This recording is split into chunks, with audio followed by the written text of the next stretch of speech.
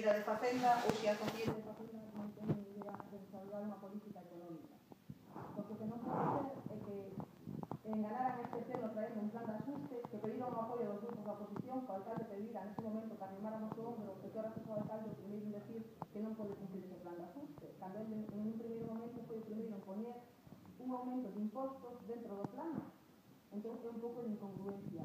Que plantea unha cousa nos papeles que de cara aos vecinos e di que non o vai a facer. Eu creo que nese sentido debería ser un pouco máis sincero, incluso por vecinos, incluso porque así intentamos de vez en cando nos pide o apoio.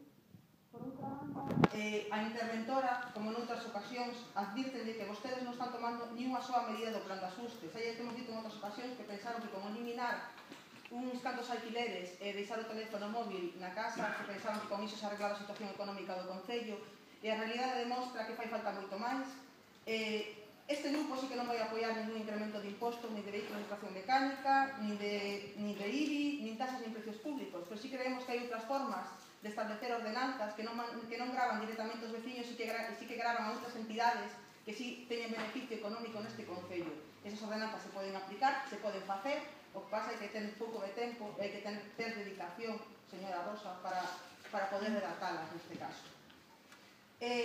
A interventora advírtelle de que os gastos siguen incrementando e a recaudación cada vez vai a menos. Incluso, por primeira vez no seu informe, a interventora recolle que é imprescindible adoptar unha serie de medidas adicionais as que no seu día se contemplaban no plan de ajuste inicial.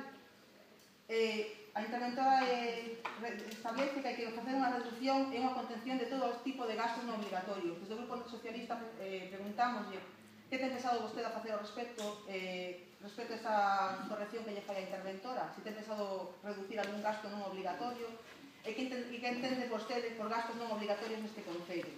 Por outro lado, a interventora lle di que ten que limitar a actividade municipal a servicios mínimos. Dentro do Grupo Socialista preguntámonos se vostede ten pensado que o Concello de Moaña prescinda de algún servicio que hoxe en día estamos dando aos veciños e se ten pensado tomar esas medidas. E por outro lado, a interventora tamén lle di que hai que incorporar medidas adicionais ás que xa se contemplaban no plan de ajuste.